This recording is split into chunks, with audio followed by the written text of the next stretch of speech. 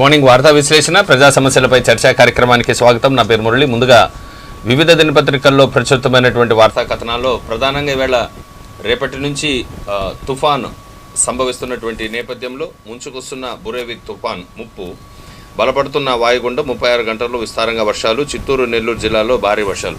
నివర్ తుఫాన్ ప్రభావంతో ఇప్పటికే చిత్తూరు, కడప, నెల్లూరు జిల్లాలో అతలాకుతలమైనటువంటి పరిస్థితి. ప్రధానంగా లోతట్టు ప్రాంతాలు కానీ అటు రైతులు కానీ తీవ్రంగా నష్టపోయినటువంటి పరిస్థితి మనం చూస్తున్నాం. సో ఇవాళ ముంచుకొస్తున్న మరో గండం వన్ ఆఫ్టర్ ఒకటొక్కటి వరుస పెట్టి రావడంతో ఇవాళ జనజీవనం కూడా అస్తవ్యస్తమయ్యేటువంటి ఒక పరిస్థితి కనిపిస్తుంది. దీంతోపాటు అంటూ వ్యాధులు ప్రబలడానికి మరింత ఆస్కారం ఉంటుంది. సో ఎక్కడికక్కడికి పారిశుద్ధ్య పనులన్నింటినీ కూడా ఒకవేళ త్వరగతిన పూర్తి చేయాలనుకున్నప్పుడు స్టాగ్నెంట్గా ఎక్కడెక్కడ పడిపోవడంతో వాటిని క్లీన్ చేయడం కూడా కష్టతరమవుతున్నటువంటి ఒక పరిస్థితి మనం చూస్తున్నాం. సో ఈ నేపథ్యంలో నిండు కుండల్లా ఉన్నటువంటి వాటర్ డ్యామ్స్ అన్నీ, చెక్ డ్యామ్స్ కానీ, వాటర్ ట్యాంక్స్ కానీ ఇవన్నీ కూడా ఫుల్ ఫ్లెడ్జెడ్ వాటర్తో ఉన్నాయి. ఇప్పుడు ఒక 2 రోజుల పాటు ఈ వర్షాలు కానీ అధిక మొత్తంలో 48 అవర్స్లో విపరీతమైనటువంటి వర్షాలు రావడానికి అవకాశం ఉందనేసి జిల్లా కలెక్టర్ నారాయణ భరత్ గుప్తా కూడా ఫోర్కాస్ట్ చేస్తున్నటువంటి ఒక పరిస్థితి. వాతావరణ సమాచార శాఖ మేరకు 48 గంటల్లో తుఫాను వచ్చే అవకాశం ఉందని కలెక్టర్ నారాయణ భరత్ గుప్తా తెలిపారు. సోమవారం కలెక్టరేట్లో పలు శాఖల అధికారులతో సమావేశం నిర్వహించారు. ఈ సందర్భంగా ఆయన మాట్లాడుతూ తుఫాన్ హెచ్చరికల నేపథ్యంలో జిల్లా యంత్రాంగం అప్రమత్తంగా ఉండాలని ఆదేశించారు. నివర్ అనుభవంతో ముందస్తు జాగ్రత్తలు తీసుకోవాలని కోరారు. చెరువులకు గండ్లు పడకుండా పకడ్బందీ చర్యలు చేపట్టాలని స్పష్టం చేశారు. లైఫ్ జాకెట్లు, సరైన తాళ్లు, బోట్లు, కట్టర్లు, జేసీబీలు, గజ ఈతగాళ్లను సిద్ధం చేసుకోవాలని సూచించారు. రిజర్వాయర్ల నుంచి నీరు విడుదల చేసే సమయంలో లోతట్టు ప్రాంత ప్రజలను అప్రమత్తం చేయాలని ఆదేశించారు. ఎస్పీ సెంథిల్ కుమార్ మాట్లాడుతూ జిల్లాలోని 320 ప్రమాదకర ప్రాంతాలను గుర్తించామని వెల్లడించారు. ఆయా చోట్ల బందోబస్తు, ఇండికేటర్లను ఏర్పాటు చేశామన్నారు. సమావేశంలో ట్రైనింగ్ కలెక్టర్ విష్ణు తదితర అధికారులు పాల్గొన్నారని. ఓవరాల్గా తీసుకుంటే గత అనుభవాలని, గతంలో మనకి ఒక అలర్ట్ వచ్చేది, ఎక్కడ పిడుగులు పడితే థండర్ స్టార్మ్స్ ఎక్కడ వస్తున్నాయనేటువంటి అంశాలను కూడా ఒక మెసేజ్ రూపంలో వస్తే అప్రమత్తం చేసేటువంటి పరిస్థితిని వాతావరణ శాఖ కానీ లేదంటే ఈ రెస్క్యూ టీమ్స్ కూడా దానిపైన ఇమీడియట్ మెసేజెస్ వచ్చేటివి. కానీ ఇప్పుడు ఆ మెసేజ్ రాలేనటువంటి ఒక స్థితిలో ఉంది.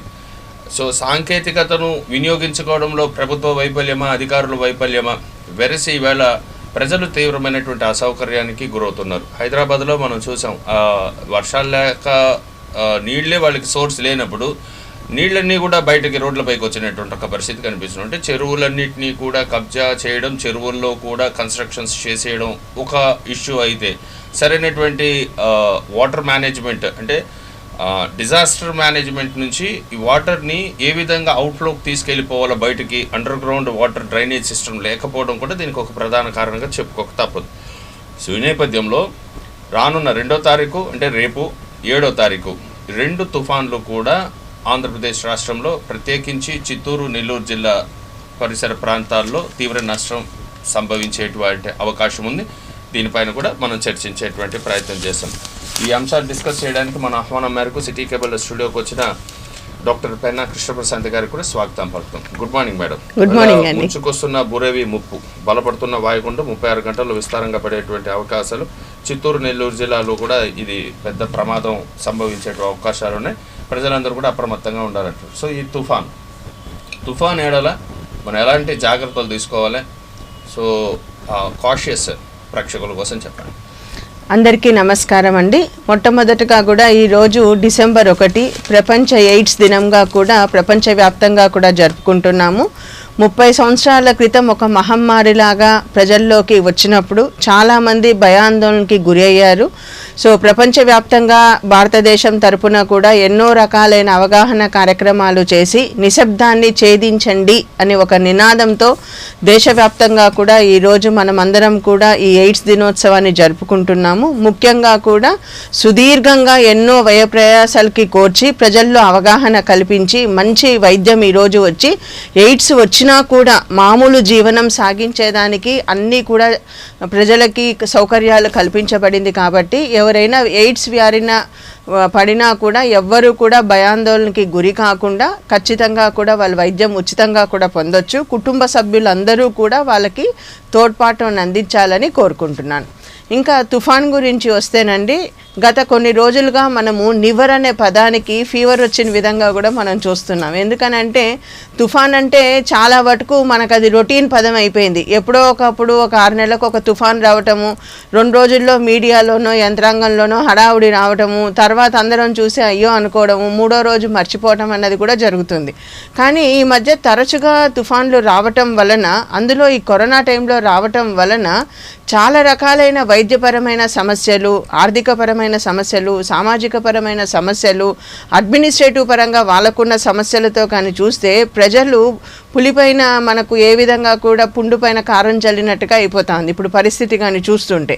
ముఖ్యంగా మొన్న వచ్చిన తుఫాన్ కానీ చూస్తే మన చిత్తూరు జిల్లాలో, నెల్లూరు జిల్లాలో, కడప జిల్లాలో మనకి ఎక్కువగా కూడా నష్టం వాటిల్లటము, ఎక్కడికక్కడ రోడ్లు తెగిపోవటము, ఇవన్నీ చేయటము, చాలా వరకు పాపం రైతులకి పంటలపైన తీవ్రమైన నష్టం అన్నది కూడా ఉంది. ఒక్కసారి ఇటువంటి ప్రకృతి విపత్తు, న్యాచురల్ డిజాస్టర్ కానీ జరిగితే కొన్ని రకాలైన అంటువ్యాధులు ప్రబలే అవకాశం కూడా ఉంటుంది. అంటే కమ్యూనికబుల్ డిసీజెస్ అని అంటారు. అంటే సాధారణంగా అంటువ్యాధులు అంటే అది గాలి ద్వారా కానీ, నీరు ద్వారా కానీ, ఆహారం ద్వారా కానీ, స్పర్శ ద్వారా కానీ, వెక్టార్ బార్న్ అంటే ఒక వాహకం ద్వారా కానీ మనకు వస్తుంది. ఇప్పటిదాకా కరోనా మనకు గాలిలో వస్తుందా, పట్టుకుంటే వస్తుందా అని అనుకుంటే, దానికి తోడు ఈ తుఫాను వల్ల నీటి ద్వారా వస్తుంది అని అంటే త్రాగునీటి ద్వారా రావచ్చు, సూయేజ్ మామూలు డ్రింకింగ్ వాటర్లో కలవటం ద్వారా కావచ్చు, లేదు ఫుడ్ కంటామినేషన్ జరగటం ద్వారా ఎక్కువగా కూడా మనకు టైఫాయిడ్ ఫీవర్స్ వస్తుంది, గ్యాస్ట్రోఎంటరైటిస్ వస్తుంది, కలరా లాంటిది వస్తుంది.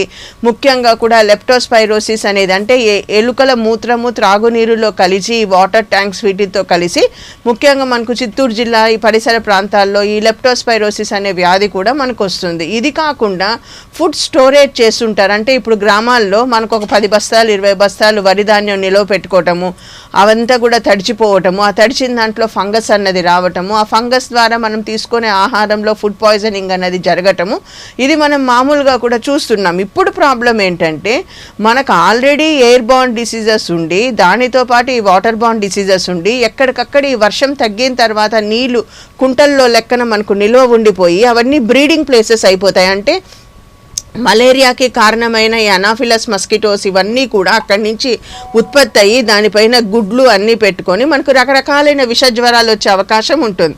కాబట్టి ఇది వైద్యారోగ్య శాఖకి పెద్ద ఇబ్బంది అవుతుంది, ప్రజలకి పెద్ద ఇబ్బంది అవుతుంది అన్నది. ముఖ్యంగా తుఫాన్ వచ్చినప్పుడు, ఇటువంటి డిజాస్టర్స్ వచ్చినప్పుడు ఇటువంటి అంటువ్యాధులు రాకుండా చర్యలు తీసుకోవాలి. వచ్చిన తర్వాత ఇమ్మీడియట్గా ర్యాపిడ్ యాక్షన్ టీమ్స్ ప్లాన్ అన్నది కూడా ఉండాలి. ప్రజలు దీనిపైన అవగాహన తెచ్చుకోవాలి. దీని నుంచి తమను ఎట్లా కాపాడుకోవాలి అన్నది తెలుసుకోవాలి. అంటే ఆగ్నేయ బంగాళాఖాతంలో దాని పరిసర ప్రాంతాల్లో ఉన్న తీవ్ర అల్పపీడనం బలపడింది. గడిచిన 3 గంటల్లో పశ్చిమ వాయువ్య దిశగా ప్రయాణించి శ్రీలంకకు తూర్పున ఆగ్నేయ దిశగా సుమారు 710 కిలోమీటర్ల, కన్యాకుమారి ఇండియాకి ఆగ్నేయ దిశగా సుమారు 1120 కిలోమీటర్ల దూరంలో కేంద్రీకృతమైంది. ఇది రాగల 12 గంటల్లో తీవ్ర వాయుగుండంగా బలపడేటువంటి అవకాశం ఉంది. రానున్న 24 గంటల్లో మరింత బలపడి తుఫానుగా మారుతుందని భారత వాతావరణ శాఖ అధికారులు తెలియజేస్తున్నారు.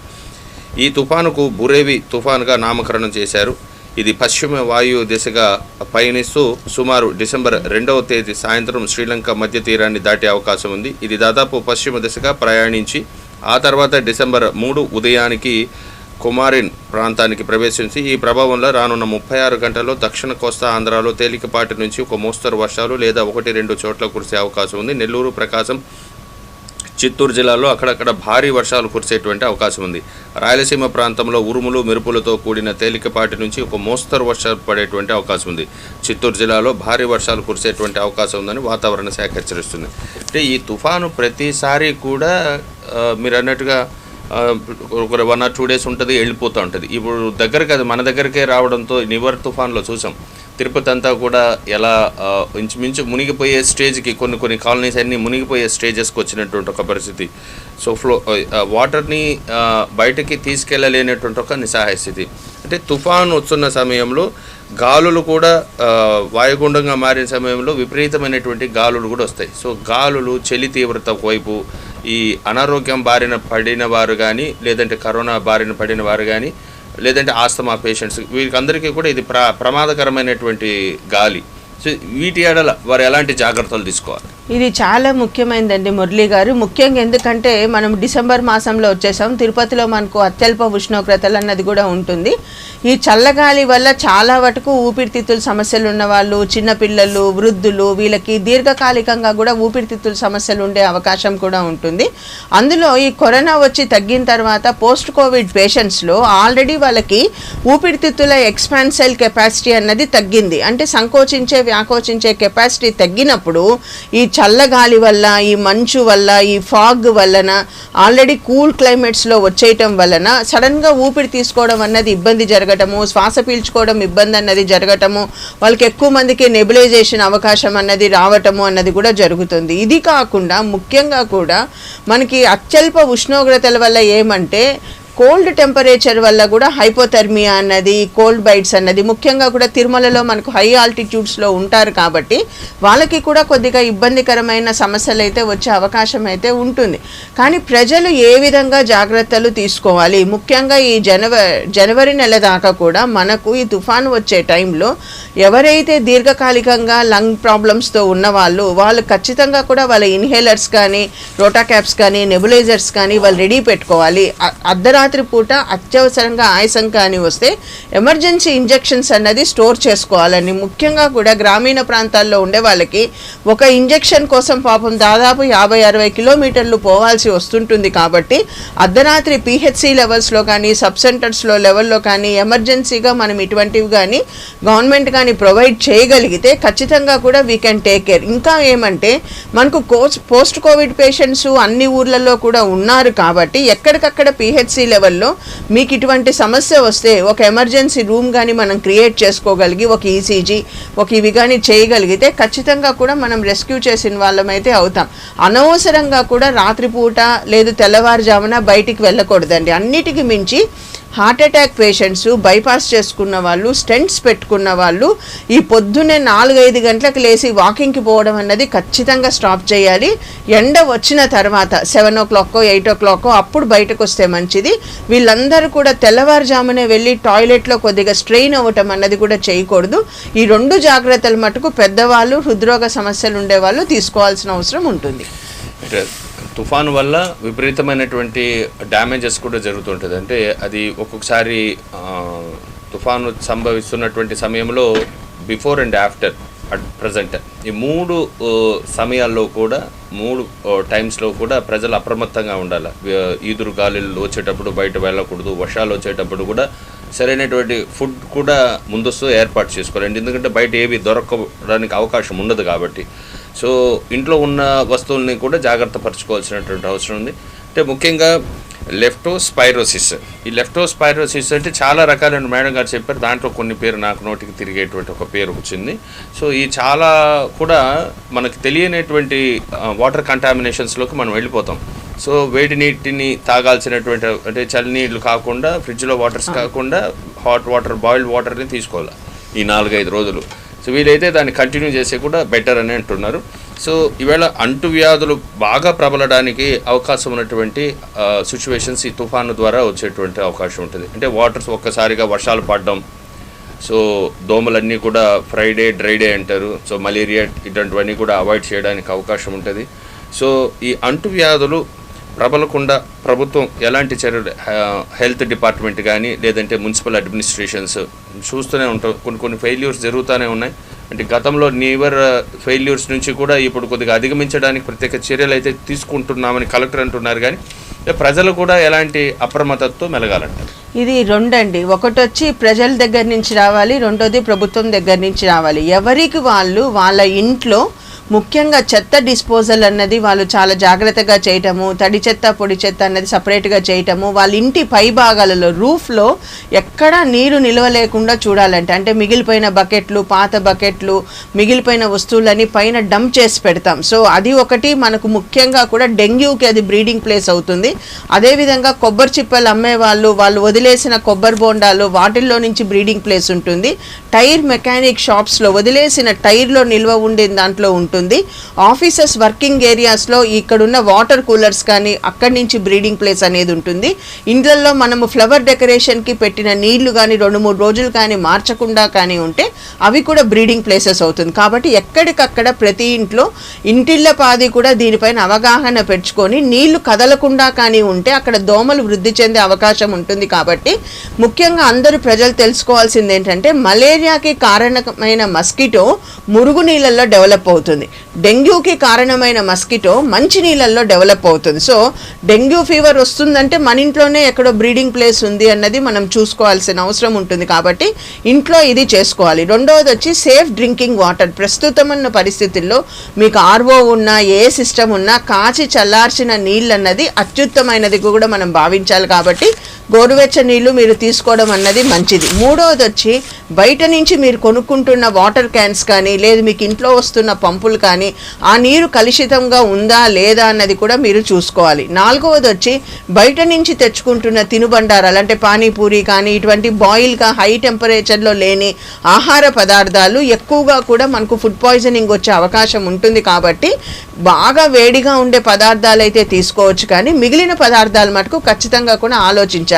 ముఖ్యంగా ఈ తుఫాన్ వల్ల, గాలి వాన వల్ల మనకు పవర్ కట్స్ వచ్చి ఎవరికైతే ఇళ్లల్లో ఇన్వర్టర్స్ కానీ జనరేటర్స్ కానీ లేని ఇళ్లల్లో ఫ్రిడ్జ్లో మీరు అట్లే ఒక రోజు కానీ ఆహార పదార్థాలు కానీ నిల్వ ఉంచి అవి కానీ తిరిగి తీసుకొని తింటే మళ్ళీ మీకు ఫుడ్ పాయిజనింగ్ అయ్యే అవకాశం ఉంటుంది. కాబట్టి అటువంటి ఆహార పదార్థాలు కూడా తీసుకోకుండా చూడాలి.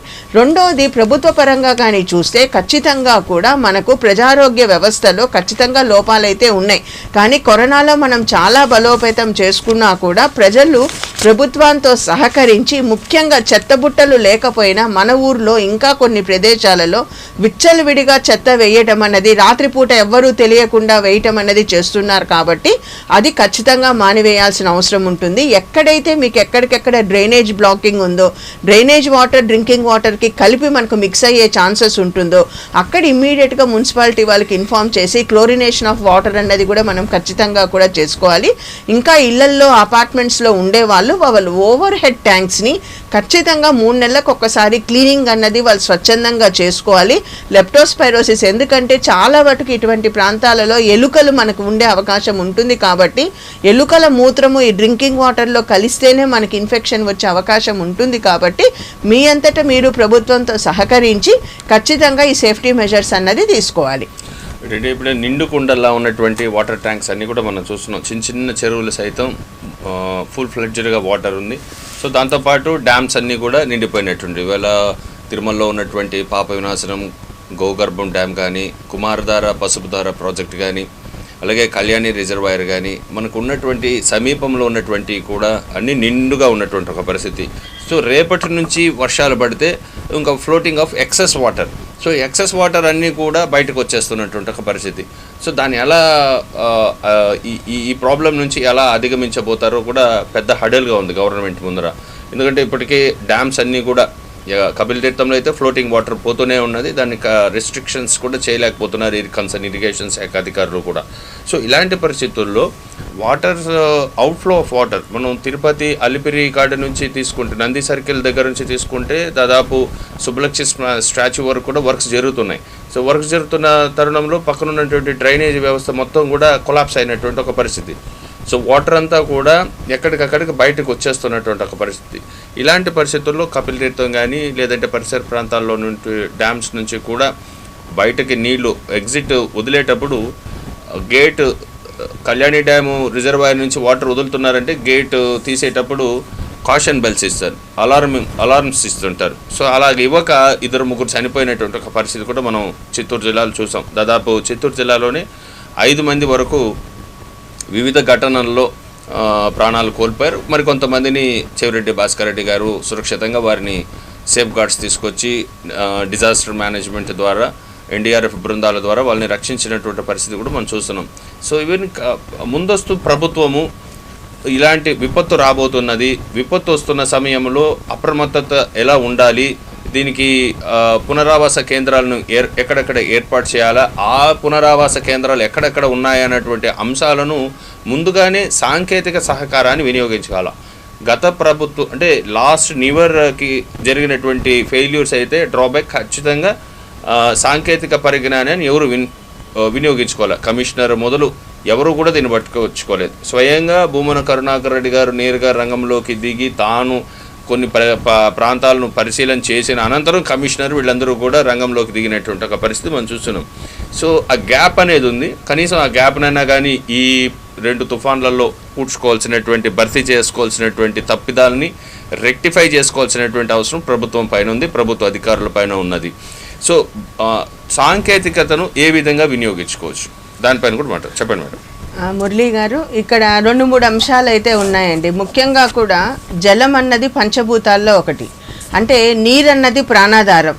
మనము గ్లోబల్గా కానీ చూస్తే భౌగోళికంగా మనకు ఎంత నీరు ఉన్నా కూడా తాగేదానికి మనం చాలా కష్టపడుతూ ఉంటాం. అంటే చుట్టూ ఉన్నది సముద్రపు నీరు, ఉన్న దాంట్లో 1% మంచినీరు. ఆ మంచినీరు ప్రకృతి పరంగా వర్షాల పరంగా వస్తే దాన్ని ఎట్లా నిలవ పెట్టుకోవాలి, ఎట్లా దాచిపెట్టుకోవాలి, భవిష్యత్ అవసరాలకు ఎట్లా వాడుకోవాలి అన్నది ఇన్ని దశాబ్దాలైనా కూడా మనం ఇంకా నేర్చుకోలేదు. ఇది వాస్తవం.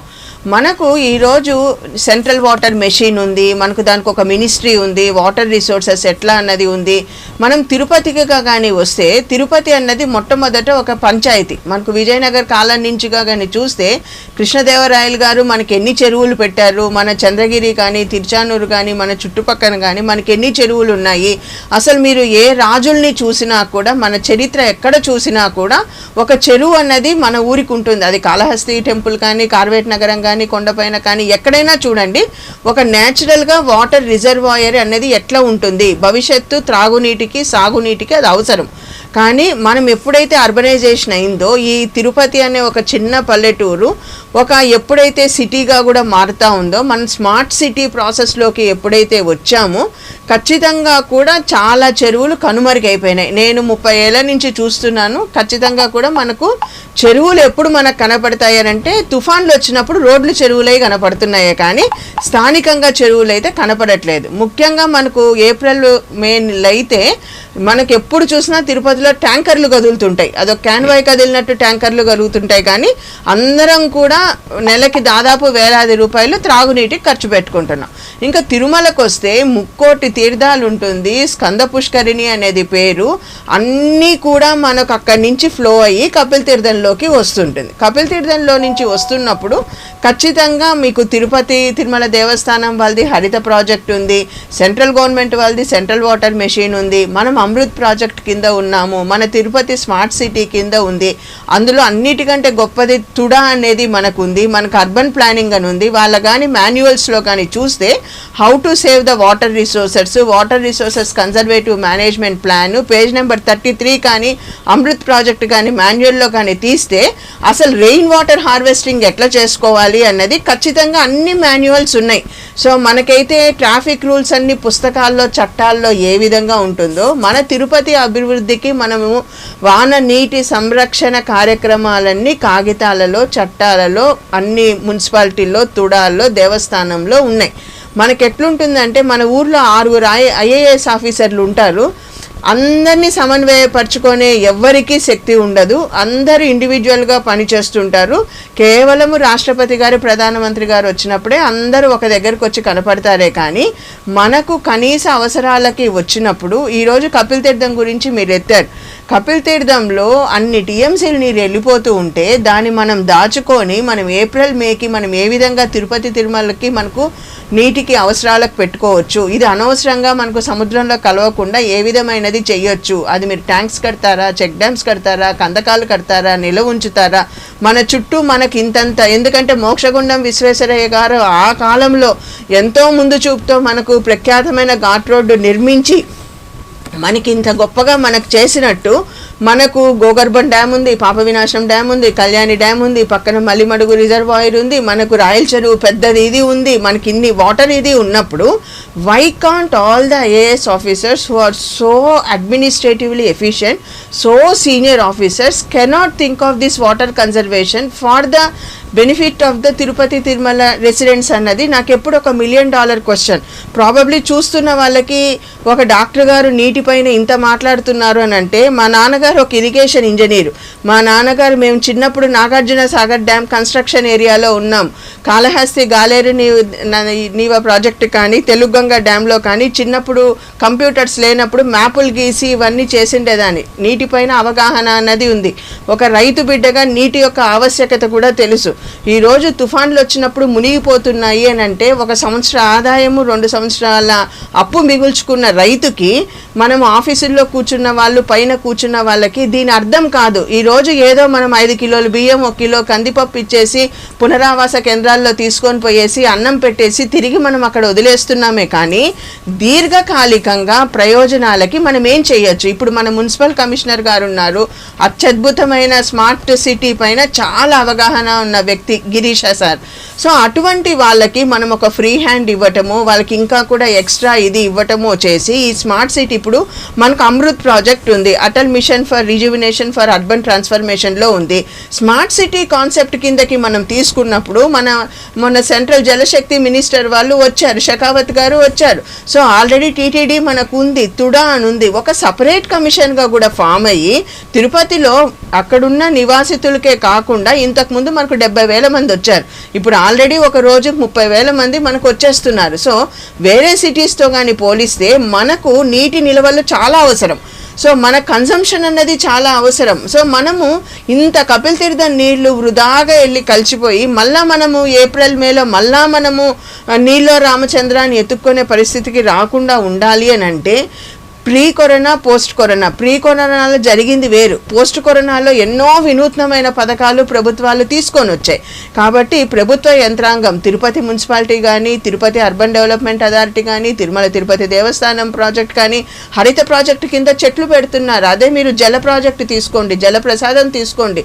ఉన్న నీళ్ళని మనం కానీ ఒక్క చుక్క నీటి బొట్టు కూడా వేస్ట్ కావద్దు, ప్రతి ఇంట్లో మీరు ఇంకుడు గుంతలు పెట్టుకోండి, మీరు ప్రతి ఇంట్లో మీ నీటి చుట్టని మీరు చేసుకోండి అని ప్రభుత్వం వాళ్ళు ప్రజలకి ఇచ్చినప్పుడు, మరి ఎన్ని ఇంకుడు గుంతలు కట్టాలా, ఎన్ని ట్యాంక్ డ్యాములు కట్టాలా, ఎన్ని రిజర్వాయర్లు కట్టాలా, ఎవరి బాధ్యత చేయాలి? ఇది ప్రజలు చేసేది కాదు, ఇది ఖచ్చితంగా ప్రభుత్వం చేయాలి. ఇది రాష్ట్ర ప్రభుత్వం కానీ మనకు సెంట్రల్ గవర్నమెంట్ కానీ అందరూ కూడా సమిష్టిగా కూడా పనిచేస్తేనే మనకి ఇది జరుగుతుంది అనేది నా నమ్మకం. Good morning sir. Good morning.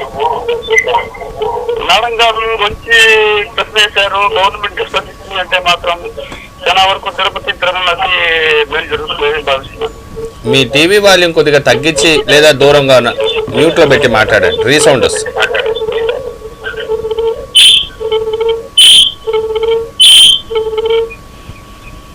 చెప్పండి సార్, చెప్పండి. కృష్ణప్రశాంత్ గారు ఉన్నారు, చెప్పండి. మేడం గారు, నాకు డబ్బులు దగ్గర వేస్ట్ వస్తున్న వాటర్ గురించి మాట్లాడారు, చాలా గర్వంగా ఉంది. హలో, చెప్పండి సార్, వినిపిస్తుంది, చెప్పండి.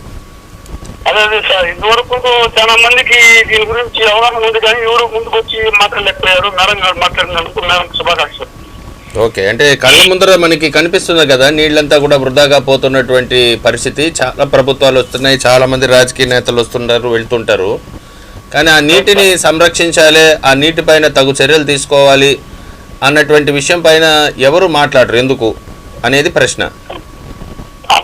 చాలా మందిలో ఉంది సార్ అది, కాకపోతే అంటే ఓపెన్ కాలేకపోతున్నారు. మేడం గారు మీ డిబేట్లో వచ్చి మాట్లాడుతున్నారు కాబట్టి సంతోషిస్తున్నాం సార్. ఓకే, ఇది జరగాలని కోరుకుంటున్నాం. Right, thank you. Thank you. ఈ కపిల్ తీర్థం నీటిపై ప్రతి ఒక్కరికి సమస్యలు ఉన్నాయి, అంటే చెప్పలేని నిస్సహాయ స్థితి. సో మీరు కొంత చెప్పడంతో వారికి కూడా కొంత ఆనందం, హ్యాపీనెస్. మనకు ఈ కపిల్ తీర్థంలో జలపాతాలని చూసి కళాత్మక దృష్టితో మనం దాన్ని నామాల రూపంలో మనకు స్వామి కనపన్నాడు అని ఒక ఆధ్యాత్మిక దృష్టితో, లేదు దాన్ని మనం ఫేస్బుక్లో కానీ, ఇన్స్టాగ్రామ్లో కానీ, ట్విట్టర్లో కానీ అప్లోడ్ చేసుకుందామన్న దృష్టితో, లేదు యాత్రికులందరూ మనం అక్కడ నిలబడి మాల్వాడి గుండం దగ్గర ఫోటోలు తీసుకుంటున్నామని ఆలోచిస్తున్నారే కానీ, మనకున్న ఇరిగేషన్ డిపార్ట్మెంట్స్ కానీ, మనకున్న రూరల్ వాటర్ సప్లైస్ కానీ, మనకున్న పంచాయతీరాజ్లో కానీ, మనకున్న ఎస్వి యూనివర్సిటీలో ఇంజనీరింగ్ డిపార్ట్మెంట్ కానీ, మనకున్న ఇంతమంది ఎఫిషియెంట్ ఇంజనీర్స్ కానీ, మనకి institution of engineers Tirupati local chapter ఉంది. సో అక్కడున్న ఎంతోమంది రిటైర్డ్ ఇంజనీర్స్, చాలా ఎఫిషియెంట్ పీపుల్, జగ్గారావు గారు లాంటి వాళ్ళు పెద్దవాళ్ళు ఉన్నారు పనిచేసిన వాళ్ళు. సో ఇటువంటి వాళ్ళందరూ కూడా ఖచ్చితంగా కూడా వాళ్ళు మన ప్రభుత్వాన్ని దృష్టికి తీసుకొని పోవడము, మన మున్సిపాలిటీలో దేవస్థానంలో ఉండే వాళ్ళు, ఇప్పుడు రిటైర్డ్ సిఈ చంద్రశేఖర్ రెడ్డి గారు ఉన్నారు, వీళ్ళంతా చాలా అనుభవజ్ఞులైన నీతి నిజాయితీ కలిగిన ఎఫిషియెంట్ ఇంజనీర్స్ వీళ్ళు. సో వీళ్ళందరినీ కూడా ఒక కమిటీ లాగా ఏర్పరచుకొని ఒక తక్షణ కర్తవ్యంగా కూడా ఇంట్లో నీరు మనకు వెళ్ళిపోతుంది, వాళ్ళందరికీ తెలుసు ఎంత నీటి ఎద్దడి ఉంటుందో, ఎంత కష్టం ఉంటుందో. ఈరోజు గోగర్భం డ్యామ్ కానీ, పాప వినాశనం డ్యామ్ కానీ మనకు నింపకపోతే మనకు ఎంత కష్టమో మనకు తెలిసిన వాళ్ళు. సో మేధావుల మౌనము కూడా ఒక్కొక్కసారి సమాజానికి హానికరం. మనము మాట్లాడితే మనకు పొలిటీషియన్స్ దగ్గర నుంచి ఏమి ఇబ్బంది వస్తుందో అనుకునే బదులు, మనం మాట్లాడితే పొలిటీషియన్స్కి ఇబ్బంది కలిగిన ప్రజలకు మేలు కలుగుతుంది అనుకున్న ఆ ఫీల్డ్లో ఉన్న వ్యక్తులు ఖచ్చితంగా బయటకి వచ్చి మాట్లాడితే, ముఖ్యంగా కపిల్ తీర్థం అన్నది అది కేవలం అన్నారావు సర్కిల్లో ఉండే వాళ్ళకే కాదండి, అది ఖచ్చితంగా కూడా ఒక ప్రాణాధారమైన నీరు, అందులో చాలా మూలికలు ఉన్న నీరు, చాలా విశేషమైన నీరు. అది దానిని మనం సంరక్షించుకొని ఖచ్చితంగా మన తిరుపతి వాళ్ళకి కానీ మనం కానీ ఉపయోగం చేసుకోగలిగితే, మనం నిజంగా మీరు సిటీ కేబుల్ తరపున దీనిపైన ఒక చర్చకి మీరు ఈ పాయింట్ని డిస్కషన్కి తీసుకునే దానికి నిజంగా మిమ్మల్ని అభినందించాల్సిన అవసరం ఉంటుంది. అంటే కళ్ళ ముందర వెళ్ళిపోతున్నటువంటి నీరు, దాని కింద సిమెంట్ కాంక్రీట్ వేసినటువంటి ఒక పరిస్థితి, దాని అవుట్ఫ్లో అంతా కూడా కాంక్రీట్ వేసినటువంటి పరిస్థితి, దానికి ఉన్నటువంటి ప్యాసేజ్ ఎక్కడైతే తిరిగి వెళ్ళేది స్వర్ణముఖిలో కలిసేంత వరకు కూడా కాంక్రీట్ కెనాల్సే దానికి డిగ్ చేసినటువంటి ఒక పరిస్థితి. సో మరోవైపు ఏమో ప్రభుత్వం ఏమో రెయిన్ వాటర్ హార్వెస్టింగ్ అంటూ ఇంకుడు గుంతలు కట్టండి, ప్రతి నీటి బొట్టుని సంరక్షించండి అనేటువంటి నినాదాలు ఇస్తుంటాయి. మున్సిపల్ ప్లానింగ్ అధికారులు కానీ లేదా తిరుపతి అర్బన్ డెవలప్మెంట్ అథారిటీస్కి సంబంధించిన వారు కూడా దీనిపైన కఠినంగా ఉంటామంటారు.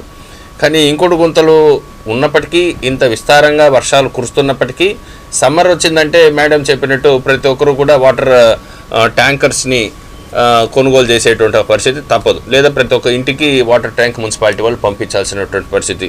ఇంత యాంపిల్ ఆఫ్ వాటర్, ఒకటి కాదు దాదాపు చాలా వేల క్యూసెక్ల వాటర్ అంతా కూడా ఇవాళ ఊరికే వృధాగా వెళ్ళిపోతూ సముద్రంలో కలిసిపోతున్నటువంటి పరిస్థితి. ప్రభుత్వాలు మారుతున్నాయి, పార్టీలు మారుతున్నాయి.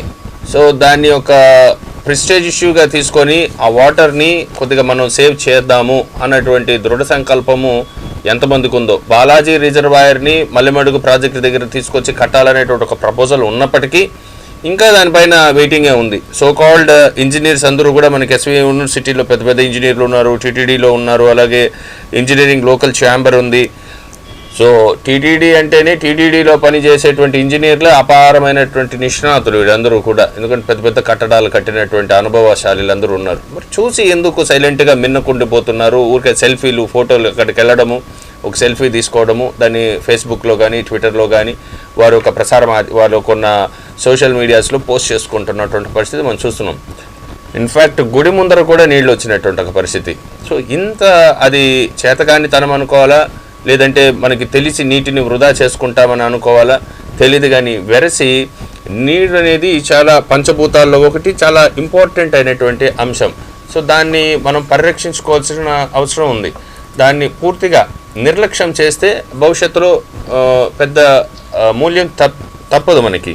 సో డబ్బు అనేది, డబ్బుతో ఏమైనా కొనొచ్చు, కానీ మంచి నీటిని కొనలేనేటువంటి ఒక పరిస్థితి ఉంది. సో హార్వెస్టింగ్ ఆఫ్ వాటర్ ఎంత ప్రయారిటీ ఉంది మేడం తిరుపతిలో? ముఖ్యంగా ఇది చాలా అండి, ఎందుకనంటే మనకు భవిష్యత్తు తిరుపతి అన్నది సిటీ టైప్లో మనకి ఎక్స్పాండ్ అవుతుంది. Good morning sir. Good morning sir, Murali గారు అంటే డాక్టర్ గారికి గుడ్ మార్నింగ్ సార్. విషయం ఏంటంటే నేను దాదాపు 25 years బ్యాక్ అంటే మన గవర్నమెంట్ కి రాస్తాను అప్పట్లోనే, కానీ ఎవరో పట్టించుకోవాలి. కపిల్ తీర్థం పైన 3వ ప్లేట్ అనుకుంటాను అప్పుడు రామారావు గారు చెక్ డ్యామ్ కట్టాలని కూడా నిర్ణయించారు. నా దగ్గర ఏంటంటే how to increase ground water in urban areas and development villages అంటే ఏరియా. రెండు చోట్ల ఎలా చేయాలో నా దగ్గర టెక్నాలజీ కూడా ఎలా చేయాలని కూడా ఉందన్నమాట. మామూలు కపిల్ తీర్థం నీటిని ఏ విధంగా స్టోర్ చేయొచ్చు అనే దానికి ఒక పద్ధతి. ఎట్లా అంటే మన కపిల్ తీర్థం యొక్క పరివాహక ప్రాంతములో ఎలా చేస్తే స్టోర్ అవుతుంది, పట్టణములో మన మిద్దెల పైన పడే నీటిని ఎలా మనం స్టోర్ చేయాలి అనేది నా దగ్గర ఉంది, నేను చేయగలుగుతాను కూడా. కానీ దీన్ని తీసుకునే వాళ్ళు లేరు. మనం చెప్తే ఏమిటంటే చిన్న వాళ్ళు చెప్పారు. ఇప్పుడు నేను ఒకరికి ఒక గవర్నమెంట్ 37 సలహాలు ఇచ్చానండి. 37 సలహాలు చాలా వరకు ఇంప్లిమెంట్ చేశారు. కానీ అపాయింట్మెంట్ దొరకదు. అపాయింట్మెంట్ దొరకదు మనకి ఎందుకండి? చూడండి, ఒక విషయం మనం చెప్తాం. ఇప్పుడు పెన్షన్స్ కావచ్చు, ఇప్పుడు దీని గవర్నమెంట్ అండి, గవర్నమెంట్ మీద భారం పడితే ఎంప్లాయీస్ ఉంటుంది అనమాట. ఎలా అంటే who has completed 33 years service, he will be retired on certain age of age. Who has not completed 33 years service, he will be retired on certain age of 60 or 60 whichever is earlier. ఇది ఎంప్లాయీకి అయితే government రెండు పక్కల ప్రయోజనం చేకూర్చి రాజశేఖర రెడ్డి గారికి ఇచ్చాను, జగన్ కిషన్ గారికి ఇచ్చాను, తెచ్చుకున్నారు. సరే మళ్ళీ చేస్తాను అంటే రాజశేఖర గారు చంపారు. కానీ ఇట్లా కొన్ని సలహాలు ఇచ్చేటప్పుడు కొంత డబ్బు ఉండి, హోదా ఉండి, వాళ్ళు పలుకుబడి ఉండే వాళ్ళ దగ్గరే తీసుకుంటారు. కానీ అందరైతే తీసుకోరు. రాజకీయ ప్రయోజనాలు కూడా దానికి ముడిపడి ఉంటాయి కాబట్టి తీసుకోరు. ఇప్పుడు school fees reimbursement, school fees వచ్చింది, రెగ్యులరైజేషన్ అనేది ₹1 కూడా మిస్ కాకుండా, అంటే విద్యా సంస్థల యొక్క రుసుము అనే దాన్ని ₹1 కూడా ఎక్స్ట్రా తీసుకోకుండా. ఇప్పుడు మనకు విషయం ఏంటంటే కపిల తీర్థంలో ఉన్నటువంటి వాటర్ దాదాపు దాంట్లో కొన్ని లక్షల వేల వనమూలికలతో ఉన్నటువంటి దివ్యౌషధంగా పిలువబడే అన్ని కూడా అడవిలో నుంచి వచ్చేటువంటి నీరు, వాటిని కాస్త ప్రొటెక్ట్ చేసుకొని దాన్ని ఏదైనా ఒక కపిల తీర్థంలోనే ఒక డ్యామ్ లాగా ఏర్పాటు చేయడమో, లేదా ఒక కరకంబాడి వరకు కందకం లాంటిది ఒకటి డిగ్ చేసి అటు వన్యప్రాణుల్ని ప్రొటెక్ట్ చేయడం, వాటర్ని హార్వెస్ట్ చేయడం, రెండు పనులు కూడా సైమల్టేనియస్గా జరగడానికి ఫీజిబిలిటీస్ ఉంటాయి. కానీ ఏ ప్రభుత్వాలు వచ్చినా దాన్ని సైలెన్స్గానే వెళ్ళిపోతున్నారే తప్ప అక్కడే ప్రణబ్ ముఖర్జీ వస్తారు, ఆ గుడిలో వచ్చి నమస్కారం పెడతారు, వెళ్తారు. రాష్ట్రపతి వస్తారు, ప్రధానమంత్రులు ఆ విధంగా ఆ రూట్లోనే పోతారు. సో ప్రతి ఒక్కరు కూడా దానిపైన తెలుసు, కానీ ఎందుకు పట్టించుకోవట్లేదు అంటే ఇక్కడ నేను చెప్తానండి. చెప్పండి సార్, మళ్ళీ మేడం దగ్గరికి చెప్పండి. ఈ యొక్క పరివాహక ప్రాంతంలో, కపిల తీర్థం నీటి పరివాహక ప్రాంతంలో గ్రౌండ్ వాటర్ స్టోరేజ్ ట్యాంక్స్ కట్టాలి. గ్రౌండ్ లోపల అదే కట్టాలి అంటారు. నేను అనడం ఏమంటే సార్, కట్టాలి అని అంటారు, కానీ కట్టడంలో ఎందుకు మీనమేషాలు లెక్కిస్తా ఉన్నారు? చాలా మంది నిష్ణాతులు కదా, టీటీడీ దగ్గర ఉన్న వాళ్ళు 1000 కాళ్ళ మండపం కట్టిన వాళ్ళు ఉన్నారు, గాలిగోపురం కట్టిన వాళ్ళు ఉన్నారు, కుమారధార పసుపుధార ప్రాజెక్ట్స్ కట్టిన వాళ్ళు ఉన్నారు, ఇలా పెద్ద పెద్ద అడ్మినిస్ట్రేటివ్ బిల్డింగ్ కట్టిన వారు ఉన్నారు. పెద్ద పెద్ద బిల్డింగ్లన్నీ కట్టిన అనుభవం ఇంజనీర్ల దగ్గర ఉంది కదా, టీటీడీ ఇంజనీర్స్ దగ్గర ఉంది కదా. ఇప్పుడు దీన్ని గవర్నమెంట్ తీసుకోవాలండి. టీటీడీ కన్నా కూడా టీటీడీ అంటే మనకు పైన ప్లేట్ గవర్నమెంట్ వాళ్ళు కూడా పోలవరం కడతా ఉన్నారు కదా, పోలవరం కట్టే దాంట్లో ఇది కూడా ఇది కడితే తిరుపతికి వరం అవుతుంది కదా. రైట్ సార్, ఈ అంశాలు కూడా మాట్లాడేటువంటి ప్రయత్నం చేద్దాం. థ్యాంక్ యూ మాట్లాడదాం. మేడం చెప్పండి. అంటేనండి, ఫస్ట్ థింగ్ ఇవన్నీ జరగాలి అని అంటే చిత్తశుద్ధి ఉండాలి. మన ఊరు మనది అన్న ఫీలింగ్ వచ్చిన రోజే ఇది జరుగుతుంది. ఏ అడ్మినిస్ట్రేటివ్ ఆఫీసర్ వచ్చినా తాత్కాలికంగా 2 ఏళ్ళో 3 ఏళ్ళో ఉండి వాళ్ళ కోసము వాళ్ళకి ఉన్న లిమిటేషన్స్తో వెళ్ళిపోతారే కానీ దీర్ఘకాలిక ప్రయోజనాలు ఎవరు ఆలోచించాలి? అది తిరుపతి ప్రజలే ఆలోచించాలి. నాకు చాలా రోజుల నుంచి నేను చాలామందితో చర్చిస్తున్న విధానం ఏంటంటే, అసలు తిరుపతి పరిరక్షణ సమితి అనే ఒకటి ఫామ్ అయ్యి తిరుపతిలో రోడ్లు, తిరుపతిలో నీటి సదుపాయము, తిరుపతిలో మనకు కావాల్సినవి అన్నది వాళ్ళు ఒక దీర్ఘకాలికంగా ఇంతకుముందు Tirupati citizen welfare forum Srinivasamurthy గారు స్టార్ట్ చేస్తున్నారు. సో దాంట్లో అప్పుడు వెంకటరామయ్య గారు ఐఏఎస్, జనార్దన్ నాయుడు గారు ఐఏఎస్, రామిరెడ్డి గారు ఐఏఎస్, వాళ్ళందరూ కూడా ముఖ్య గౌరవ సలహాదారులుగా ఉండి డైరెక్ట్ చేశారు. సో వాళ్ళల్లో ఒక ఆయన చనిపోవటము, 2 వయసు రీత్యా వాళ్ళు ఎక్కువగా యాక్టివ్గా లేకపోవటం మూలాన కొద్దిగా కుంటుపడింది. ప్రస్తుత తరుణంలో ఖచ్చితంగా కూడా పార్టీలకు అతీతంగా, కులాలకు అతీతంగా, మతాలకు అతీతంగా తిరుపతి పైన ప్రేమతో తిరుపతి వాస్తవ్యులు అన్ని ఆస్పెక్ట్స్లో, అంటే ఇంజనీర్స్ కానీ, లాయర్స్ కానీ, టీచర్స్ కానీ అందరూ కూడా ఒకటి ఫామ్ అయ్యి ఒక్కొక్కళ్ళు ఒక్కొక్క కమిటీగా తీసుకొని దీనిపైన దీర్ఘకాలికంగా ప్రయోజనాలు కానీ చేసుకోకపోతే ఏ అధికారి వచ్చినా కూడా ఇది జరగదు. రెండవది, ఎవరు టీటీడీ చేయాలా గవర్నమెంట్ చేయాలా అంటే టీటీడీ దగ్గర డబ్బులు ఉంటుంది, ప్రభుత్వం దగ్గర అధికారం ఉంటుంది. ప్రభుత్వానికి డబ్బులు కావాలి కానీ పనులొద్దు. టీటీడీ కొద్ది వాళ్ళు సైలెంట్గా ఉండాలి, వాళ్ళకి ఇబ్బంది కలగకూడదు. So who will bell the cat అన్నది ఉంటుంది. ఇది గత మనం 30-40 ఏళ్ళ నుంచి చూస్తుంది. కాబట్టి డబ్బులు వెళ్ళిపోతాయే కానీ తిరుమల దేవస్థానం దగ్గర నుంచి ఎంతవరకు ప్రయోజనం జరుగుతుంది అన్నది తెలియదు. నాకు తెలిసి నాకున్న పరిమితమైన జ్ఞానంతో సెంట్రల్ వాటర్ మిషన్ నుంచి మనం చేసుకోగలిగితే, మొన్న షెకావత్ గారు వచ్చినప్పుడు బీజేపీ లీడర్స్ అందరూ కూడా కలిసినప్పుడు ఒక దీర్ఘకాలికమైన సెంట్రల్ ప్రాజెక్టుగా, ఎందుకనంటే ఈరోజు మనం చైనా బార్డర్లో కానీ అరుణాచల్ ప్రదేశ్ బార్డర్లో కానీ ఈశాన్య ప్రదేశాల్లో కానీ సముద్రాలలో కానీ అటువంటి ఎత్తుల్లో హై ఎండ్ టెక్నాలజీతో మనం కడుతున్నప్పుడు we can use that technology. Good morning sir. Good morning sir. Urban development అంటే ఏంటి? Urban development authority urban extension authority.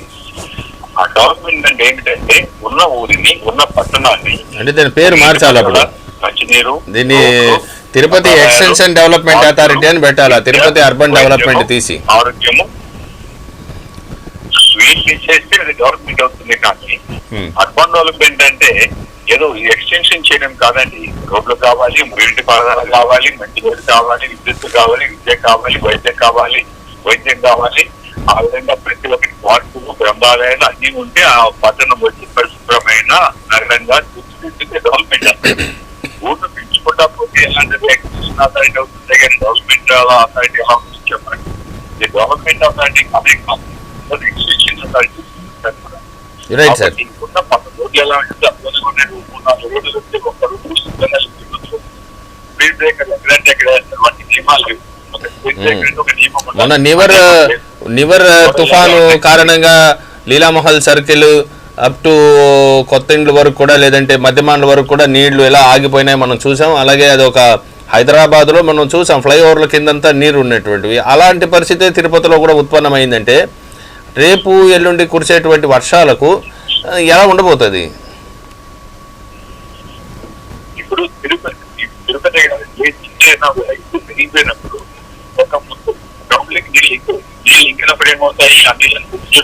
ఇక్కడ నాయకులకు ఎవరికైనా పని చేయడానికి చిత్తశుద్ధి కావాలి కదా. చిత్తశుద్ధి లేని శివ పూజాల అంటారు. మరి చిత్తశుద్ధి లేకుండా చిత్తశుద్ధి ఉండాలి కదా. ఇప్పుడు మీరే చెప్పారు 25 సంవత్సరాలుగా నేను చూస్తానే ఉన్నాను, మోర్ రిప్రజెంటేషన్స్ ఇస్తున్నాను, కొన్ని చేస్తున్నారు, కొన్ని చేయట్లేదు, దానికి డబ్బే ప్రధానం అంటున్నారు, కొద్ది పలుకుబడి ప్రధానం అంటున్నారు. మరి తిరుపతి లాంటి సెంటర్లో ప్రతి ఒక్కరూ కూడా ఈ దావగుండానే వెళ్తుంటారు, కపిల తీర్థం మీదుగానే వెళ్తుంటారు. మరి వెళ్ళేటువంటి వారికి అందరికీ కూడా టీటీడీ చైర్మన్ మొదలు ఇదే చదలవాడి కృష్ణమూర్తి మన తిరుపతి వాస్తవ్యుడే, ఇక్కడే చూస్తున్నారు. ఆయన గత ఎమ్మెల్యే, అన్ని చూశారు. ఆయన ఇప్పుడు చైర్మన్, గతంలో చైర్మన్గా కూడా పనిచేశారు. అదే దేవలో రోజు తిరుమలకి వెళ్తారు, తిరుమల నుంచి తిరుపతికి వస్తుంటారు, కళ్ళ ముందే నీళ్లు పోతూ ఉంటాయి. కానీ దాని ఆచరణలో ప్రణాళికలు చాలా రచిస్తూ ఉంటారు, కానీ ఆచరణలో తీసుకురావడం ఎక్కడో వైఫల్యాలు జరుగుతూనే ఉన్నాయి. అసలు నిన్న మొన్నటికైతే 2 years బ్యాక్ 9 మంది చనిపోయారు, నీళ్ళల్లో పడి చనిపోయినటువంటి పరిస్థితి. అప్పుడు కూడా కాషియస్ తీసుకోలేదు. అది ఇంతమంది చనిపోతున్నారే, దాన్ని ఏదైనా ప్రొటెక్షన్ చేయాలనేటువంటి అంశమూ లేదు. అటు తెలుగుదేశం ప్రభుత్వం అయినా, ఇటు వైసీపీ ప్రభుత్వం అయినా, ఏ ప్రభుత్వాలు అయితే వస్తున్నాయి వెళ్తున్నాయి, కానీ దీన్ని ఒక లైమ్ లైట్లో ఒక మార్గం ఉండిపోతుంది కదా. ఎవరు ఈ పని చేపట్టినా తిరుపతి ప్రజలందరూ కూడా వారికి రుణపడి ఉంటారు కదా. మరి ఆ విధంగా ఎందుకు పాలక ప్రభుత్వాలు కానీ ప్రతిపక్ష పార్టీలు కానీ దానిపైన పొలిటికల్గా దీన్ని ఒక తిరుపతి పరిరక్షణ సమితి అని తిరుపతిలో వాళ్ళే ఒక యూనిట్గా ఏర్పడి దీన్ని ఫైట్ చేయడం ఎందుకు ఫెయిల్ అవుతారు? రాజకీయ నాయకులు ఎంత సంపాదించిన, రాజకీయ నాయకులు, అధికారులు, అదేవిధంగా కాంట్రాక్టర్లు, ముగ్గురు ఎవరెవరు ఎంత బాగా సంపాదించుకుంటామని చూస్తున్నారే కానీ అభివృద్ధి లేదు. ఒక రోడ్ అంటే తార్ రోడ్ అంటే బీటీ రోడ్ అంటే అన్నిటికీ కమిషన్లు, పోలవరంలో కమిషను, జిగిటిపోయినప్పుడు రోడ్డు ఇళ్లలో కమిషన్, నీళ్ళ వల్ల రోడ్లు పోతున్నాయి, వర్షాల వల్ల రోడ్లు పోతున్నాయి అంటున్నారు. అది తప్ప రైట్. అంటే రైట్ సార్, మాట్లాడదాం మనము దీనిపై.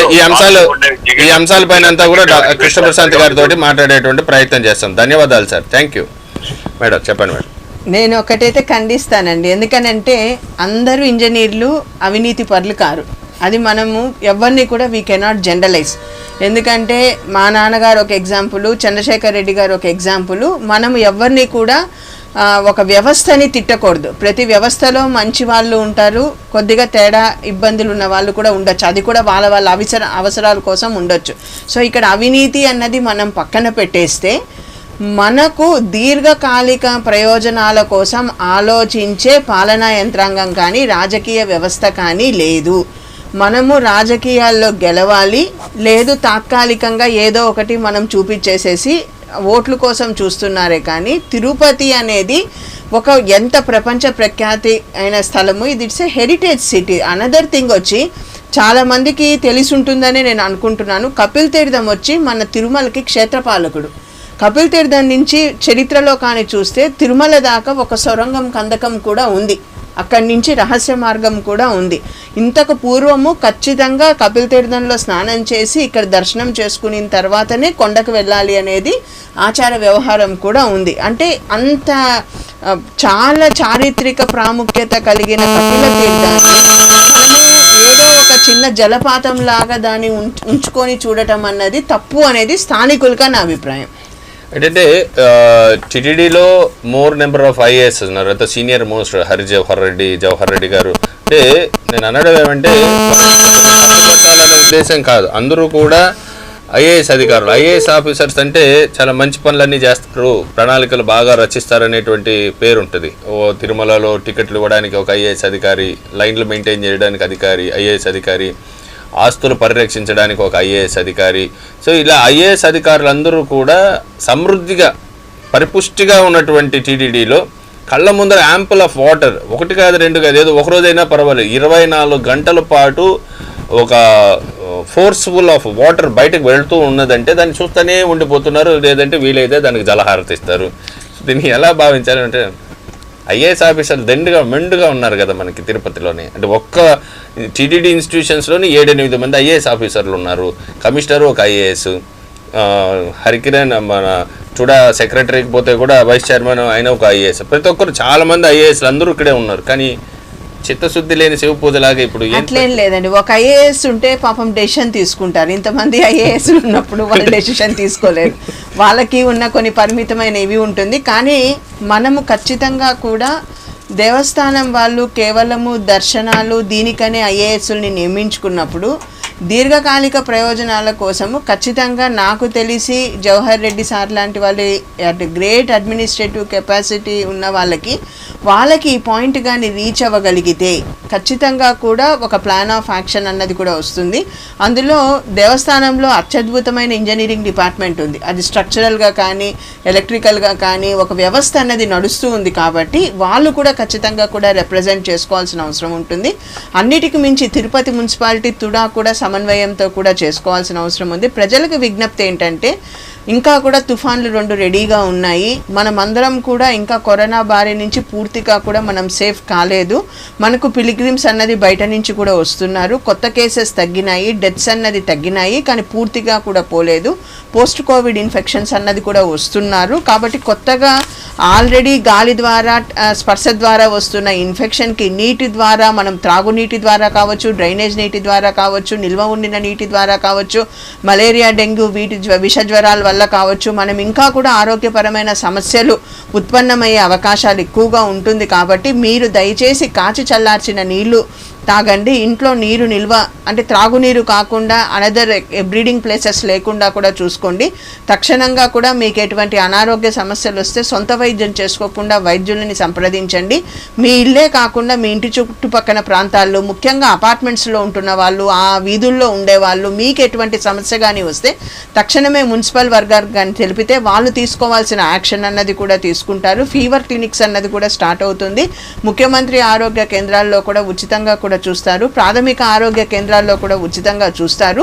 సొంత వైద్యం చేసుకొని ఎక్కువ కాంప్లికేషన్ తర్వాత వైద్యుల దగ్గరకు వచ్చి ఇబ్బంది పడేదానికంటే ముఖ్యంగా కోవిడ్ నుంచి రికవర్ అయిన పేషెంట్స్, వృద్ధులు, దీర్ఘకాలిక వ్యాధులు ఉన్న వాళ్ళు, బీపీ కానీ, షుగర్ కానీ, ఆస్మా కానీ, క్యాన్సర్ పేషెంట్స్ కానీ, కీమోథెరపీ తీసుకుంటున్న పేషెంట్స్ కానీ మీరందరూ కూడా జాగ్రత్తలు తీసుకోవాలని కోరుకుంటున్నాను. ఇంకా నీటిపైన చర్చకి కానీ వచ్చినప్పుడు ఖచ్చితంగా కూడా ప్రతి నీటి బొట్టుని కూడా సంరక్షించుకోవాల్సిన ప్రాథమిక బాధ్యత ప్రతి పౌరునికి కూడా ఉంది.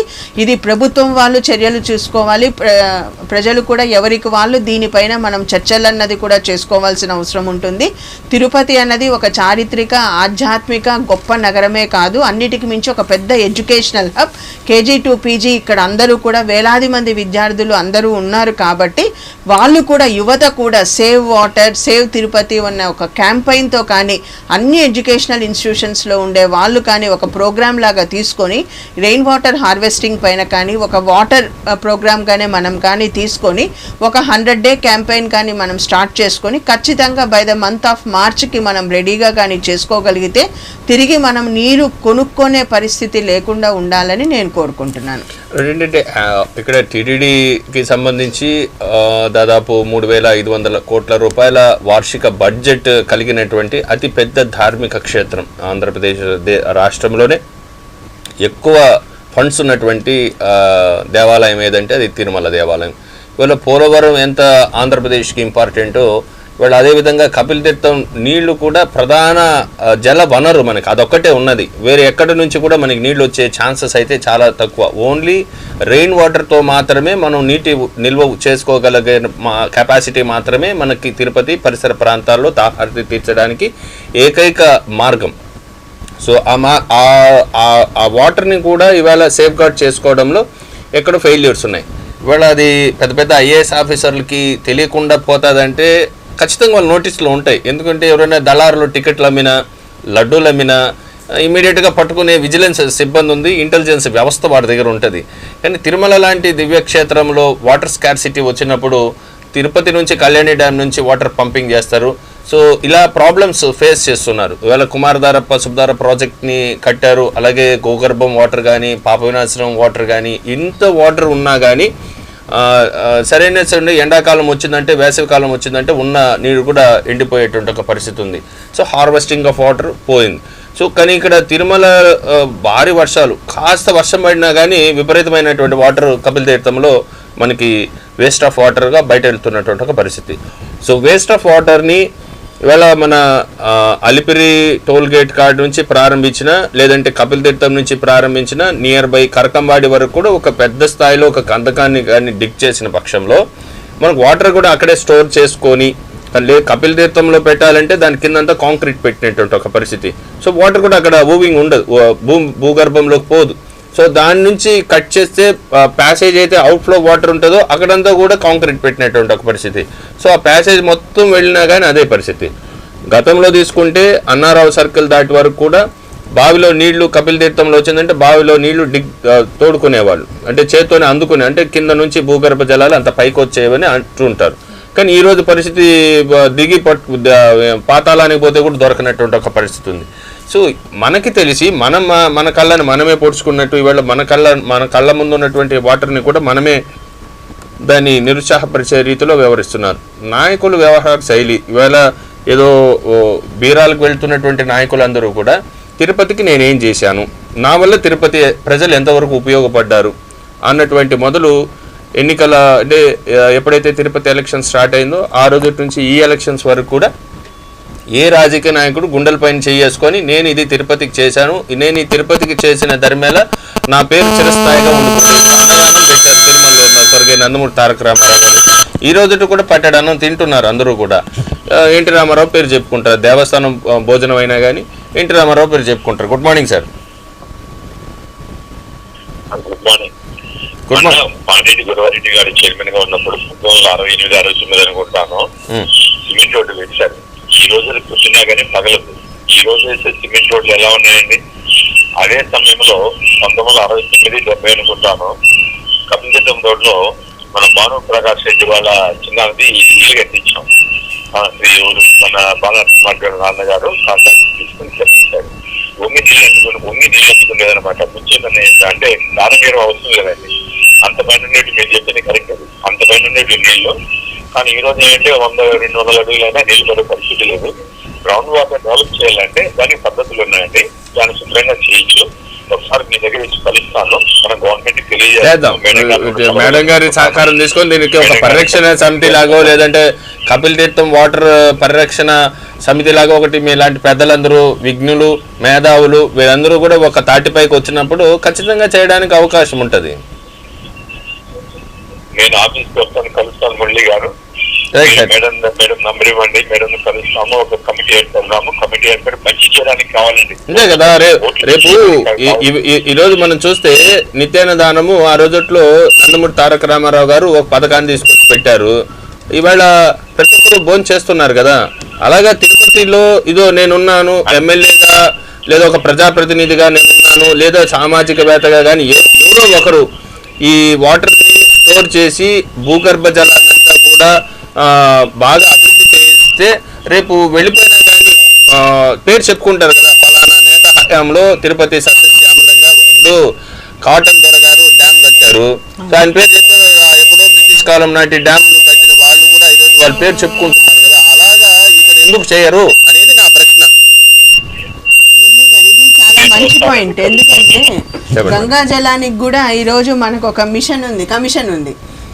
The government is giving so much importance to water resources అన్నప్పుడు definitely we can give importance to our Tirupati water resources. ఎందుకనంటే గంగాజలం ఎంత పవిత్రమైనదో, ముక్కోటి తీర్థాలు ఉన్న మన 108 విశేషమైన తీర్థాలున్న శేషాచల పడవుల నుంచి వనమూలికలు ఉన్న సంజీవిని ప్రాంతం లాంటి శేషాచల పడవుల నుంచి వస్తున్న అతి పవిత్రమైన ఔషధ మూలికలున్న నీరుని కూడా గంగాజలం అంత పవిత్రం. ఎందుకనంటే కాళహస్తి దక్షిణ కాశీ, స్వర్ణముఖి నది దక్షిణ భారతంలో ఉన్న గంగాదేవి సమానం. కాళహస్తి క్షేత్ర పురాణంలో ఉన్న మాట నేను చెప్తున్నది, ఎందుకంటే నేను అన్ని పురాణ చరిత్రలు చదివాను కాబట్టి చెప్తున్నాను. గంగా నదితో సమానమైన సువర్ణముఖి నదిలో కలుస్తున్న ముక్కోటి తీర్థాల నీరుని గంగాజల మిషన్ని ఏ విధంగా సేవ్ గంగా ప్రాజెక్ట్తో మనం వెళ్ళామో అదేవిధంగా సేవ్ మనము కపిల్ తీర్థంని కానీ తీసుకోగలిగితే ఖచ్చితంగా కూడా మనకు అన్నదానం ఏ విధంగా ఉందో జలదానం కూడా చేసిన వాళ్ళమైతే అవుతాం. ఎందుకంటే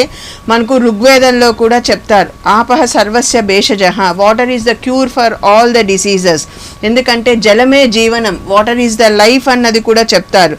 జలం జలస్థానగతిం సర్వదా ఏవ రక్షయత్. ఎందుకనంటే ఏదైతే జలంతో మనం బతుకుతున్నామో, నీరు లేనిదే మనము బతకలేమో, ఆ నీరే ఉధృతంగా వచ్చి ప్రాణాలు తీసే తుఫాన్గా మారుతున్న సమయంలో జలంలో అమృతం ఉంది, జలంలో ఔషధం ఉంది, జలంలో ప్రాణం ఉంది. కాబట్టి ఏ నీరునైతే మనం గంగాహారతి జలహారతితో పూజిస్తున్నామో, ఏ నీరునే మనం వరుణ దేవుడిగా వర్ష రూపంలో మనం పూజిస్తున్నాము, ఏ నీరునే మనం తీర్థంగా కూడా మనము పూజిస్తున్నాము, మరణించేటప్పుడు కూడా తులసి తీర్థంగా నోటితో తీసుకుంటున్న ఈ పవిత్రమైన నీరుని సంరక్షించే విధానంలో సిటీ కేబుల్ తీసుకున్న చొరవని సిటీ కేబుల్ యాజమాన్యం శ్రీ రాజశేఖర్ రెడ్డి గారి బృందానికి ముఖ్యంగా కృతజ్ఞతలు తెలుపుకొని ఈ కార్తీక మాసంలో శైవక్షేత్రమైన కపిల్ తీర్థంలో ఆ ప్రతి ఒక్క నీటి బొట్టు తిరుపతి పుర ప్రజలకు ఉపయోగపడాలని మనస్ఫూర్తిగా కూడా నేను కోరుకుంటున్నాను. Thank you very much. Right. ఏదేమన్నప్పటికీ ఈవేళ వర్షాలు దానిపైన అంశాలపైన కూడా మనం చర్చ తీసుకున్నాం. చర్చలో భాగంగా రెయిన్ వాటర్ హార్వెస్టింగ్ అన్నటువంటి అంశాన్ని కూడా తీసుకున్నాం. అందులో మోర్ ఐఏఎస్ ఆఫీసర్స్ అందరూ ఉన్నారు. సో కాస్త దానిపైన దృష్టి కానీ సారించగలిగితే ఖచ్చితంగా దీనికి ఒక రెమెడియల్ మెజర్ దొరకడానికి కూడా అవకాశం ఉంటుంది. సో తుఫాను వస్తున్నటువంటి పరిస్థితుల్లో ఎలాంటి అప్రమత్తం ఉండాలనేటువంటి విషయాలపైన జిల్లా కలెక్టర్ నారాయణ భరత్ గుప్తా ఆధ్వర్యంలో ప్రత్యేక టాస్క్ ఫోర్స్ ఏర్పాటు చేశారు. ఆ టాస్క్ ఫోర్స్ కూడా విధి విధానాలు, ప్రజలు ఎదుర్కొంటున్నటువంటి కష్టాలపైన కూడా చర్చిస్తున్నారు. జిల్లాలో చిన్న మధ్యతరగతి చెరువులు 7,000కు పైగా ఉన్నాయని, ఇటీవల తుఫాన్ ప్రభావంతో జిల్లా వ్యాప్తంగా కురిసిన వర్షాలు 80%కు పైగా చెరువులు నిండాయన్నారు. ఒక్క రోజులో 300 మిల్లీమీటర్ల వర్షపాతం నమోదు కావడంతో జిల్లా వ్యాప్తంగా 505 చెరువులకు గండ్లు పడ్డాయన్నారు. తుఫానుకు వెళ్లే వరకు తమ చెరువులు ఎక్కువ నీటిని నిల్వ ఉంచుకునేలా స్థానికులు, రైతులు ప్రయత్నాలు మానుకోవాలన్నారు. అంటే కొన్ని కాషన్స్ ఇస్తున్నారు. ఆ కాషన్స్ని ప్రతి ఒక్కరు కూడా వినాలి. విన్నప్పుడు దాని నుంచి ఏదన్నా అవకాశం ఉంటుంది అధిగమించడానికి. చెరువుల్లో నీటి నిల్వ ఎక్కువ పెట్టేసుకుంటే మనకి బాగుంటుంది కదా అని అనుకుంటే గండు పడిపోతుంది. సో గండిపడిపోయిందంటే లోతట్టు ప్రాంతాలంతా జలమయమైపోతాయి, ఊరంతా మునిగిపోయేటువంటి అవకాశం ఉంది. సో ఎవరు కూడా అలాగా మొండి పట్టుదలకు పోకండి. రైతులు కానీ స్థానిక ప్రజాప్రతినిధుల సహాయ సహకారాలు తీసుకొని, లోకల్ అథారిటీస్ సహాయ సహకారాలు తీసుకొని ఎవరైనా తుఫాన్ని మనం నీవర్లో ఏదైతే గుణపాఠం నేర్చుకున్నామో దాన్ని అన్నీ కూడా ఓవర్కమ్ అవుతాం నెక్స్ట్ కమింగ్ తుఫాన్ నుంచి అనేసి కూడా తెలియజేస్తాం. అదేవిధంగా ఈ కపిల్ తీర్థానికి సంబంధించినటువంటి వాటర్ని కూడా మనం ప్రొటెక్షన్ చేసుకోవాల్సినటువంటి ఆవశ్యకత ఎంతైనా ఉంది. మా ఆహ్వానాన్ని మన్నించి మా సిటీ కేబుల్ వార్తా విశ్లేషణ ప్రజా సమస్యలపై చర్చా కార్యక్రమానికి వచ్చిన డాక్టర్ పెన్నా కృష్ణప్రసాద్ గారికి కూడా ధన్యవాదాలు తెలియజేస్తున్నాం. ఇది వాళ్ళ డిస్కషన్. రేపు 7 గంటలకు మళ్ళీ కలుద్దాం. సెలవు. నమస్కారం.